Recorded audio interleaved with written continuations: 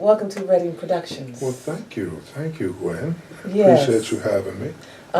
This is one of my second of featured artists in entertainment and what's happening here in Atlanta and on the scene. Right. And well, first, Duane, you have a movie that was out a few years ago. That's correct. Rendezvous. That was a pretty interesting film. Yeah, we did an interview back then too. Yeah, that was back a few years back. Yeah. And which has become a classic, and you've gone on to share with folks all around the world. Absolutely. And well, let's just run through that just a little bit. That was a film about couples, right? Yeah, that was a film about three individual couples, three separate couples, and all of them were having an affair, right? Yeah. And it just explored each couple's relationship and the different dynamics that come with that, and having an affair and all that good stuff. Yeah, so we had a real nice showing here in Atlanta and went on to do some other cities.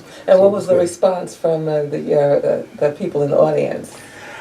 Oh, it was real positive. I mean, yeah, that's for sure. But we had a lot of positive responses. People, the biggest thing when you set out to do something, you want people to get the jokes. They got the jokes. They got it. The drama that was involved, they got that as well. They felt that. I had a few people walk out of the theater crying. Oh, really? So that's when I knew, that I had tapped into something. You tapped in and touched somebody. Yeah, for sure, for sure. Might have reminded them of their own relationship and you never know. Involvement with their lifestyle. But okay, so now here comes a new film. Right. How long have you been working on this film, The Gift and the Curse? I started writing it about a year ago, and then I just kept fine-tuning it.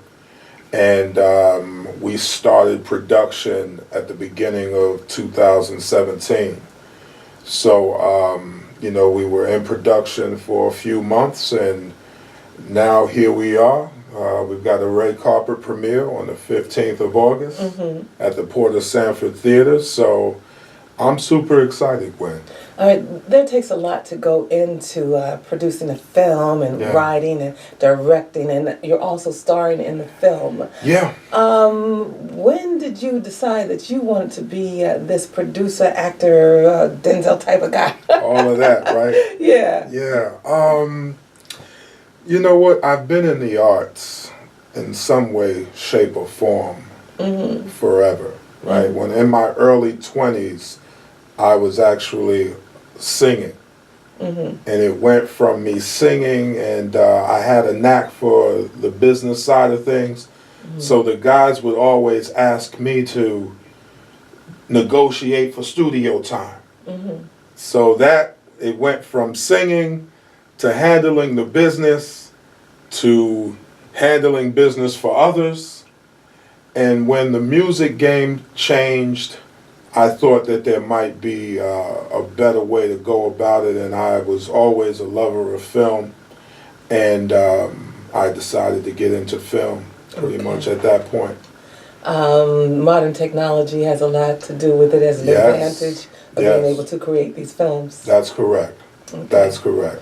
Well, Duane, your brother, Kenton, also worked with you on this film as well. Yeah. As co-producer, director, and director of photography. That's right. So you have family involved as well. Yeah, for sure. He played an integral part in making it happen. So I think you just let something out of the bag, actually, about co-producer. He didn't know he was going to be co-producer, get the credits, but okay. Co-producer and director of photography were the main things that he brought to the table, and he did a great job. Okay, let's talk about the film. Sure. It's near and dear to a lot of people. Yes. Because it deals with the issue of someone being diagnosed with cancer. That's right.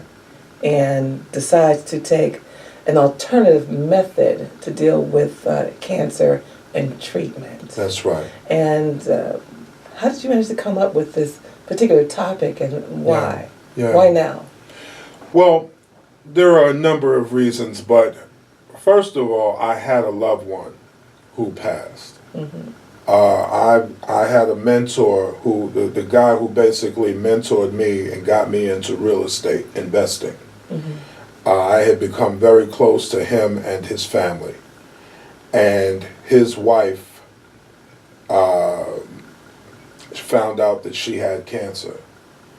And I would talk to her regularly, and I would bring over green smoothie drinks, and I'm on the phone with her talking about a lot of the natural things that we can do, to try and cure ourselves and cure our bodies. So we were doing that, and she was doing great. Yeah. And I started getting more involved into my own thing once I figured she was out of the woods, and I'm doing fine, Duane, so she would always reemphasize how well she was doing.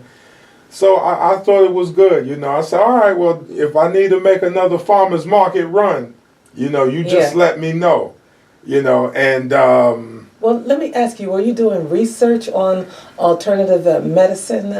Yeah, absolutely. Cancer has just had played such a toll, or taken such a toll on society in general. Right. But my grandmother passed of cancer, and that was my first time of having a loved one, that I had to face with. Yeah. So it was my grandmother, and then it was her.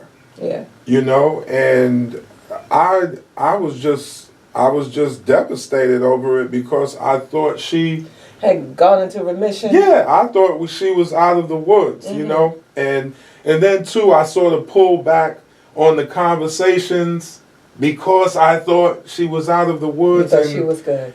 And then when you get a call talking about, funeral arrangements, yeah, that was just crazy to me, So it had an effect on me. It clearly had an effect on me, and I even felt some guilt because I had pulled back a little bit, got more into my own life again, and okay, you're good.